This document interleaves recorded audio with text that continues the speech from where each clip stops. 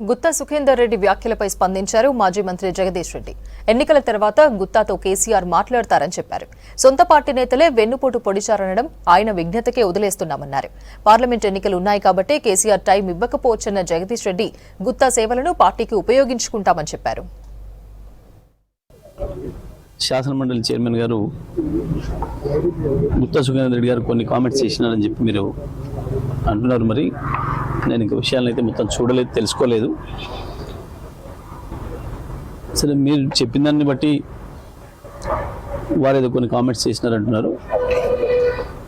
మరి వారు సీనియర్ నాయకులు, రాజకీయాల్లో తలపండిన వారు, చాలా అనుభవాలు ఉన్నాయి.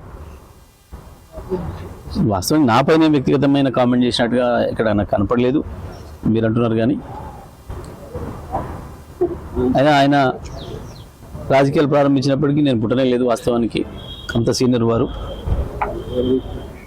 సరే, వారి యొక్క అనుభవాన్ని ప్రభుత్వంలో వినియోగించుకోవాలి అనే ఉద్దేశంతోనే కేసీఆర్ గారు వారికి మరి రాష్ట్రంలో సీఎం తర్వాత అత్యంత గౌరవనీయమైన, అత్యంత పెద్ద ప్రోటోకాల్ ఉన్న అవకాశాన్ని కూడా వారికే ఇచ్చిండ్రు. వారి సీనియారిటీని దృష్టిలో పెట్టుకొని ఇచ్చినట్టుగా అనుకుంటున్నాను నేను. సో వారు ఇప్పుడు నేను ఏ రాజకీయ పార్టీలు లేను, రాజ్యాంగబద్ధమైన పదవులు ఉన్నా అని చెప్పిన మాట కూడా వాస్తవం, సందేహం ఏం లేదు.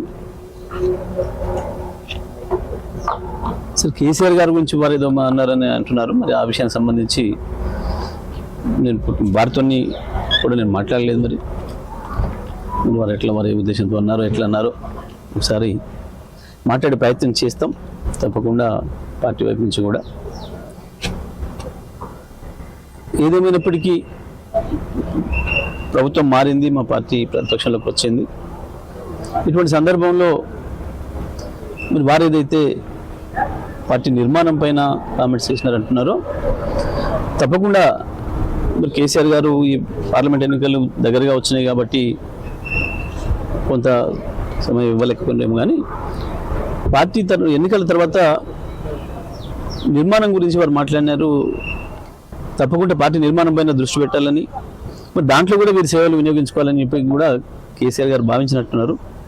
మరి తప్పకుండా ఈ ఎన్నికల తర్వాత వారి సేవలను కూడా పార్టీ నిర్మాణంలో, ఎందుకంటే నిర్మాణం గురించి వారికి బాగా తెలుసు.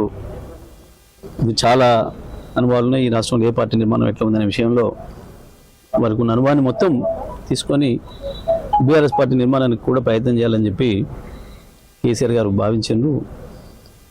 తప్పకుండా మేము వారితో మాట్లాడే ప్రయత్నం చేస్తాం. అయితే దీంట్లో మీరు మీడియా మిత్రులు అంటున్నట్టుగా పెద్ద సంచలనాలు ఏం లేవు. దీంట్లో మీరు వారు రాజ్యాంగబద్ధమైన పదవిలో ఉన్న మాట చెప్పినారు, వాస్తవం. దానికి పెద్ద సంచలనం ఏముంది దాంట్లో? సమయానికి సంబంధించి మరి వీరు అడిగిన విషయం కేసీఆర్ గారికి చేరిందా లేదా, మరి ఎందువల్ల సమయం దొరకలేకపోయిందనే విషయం మాట్లాడతాం వారితో.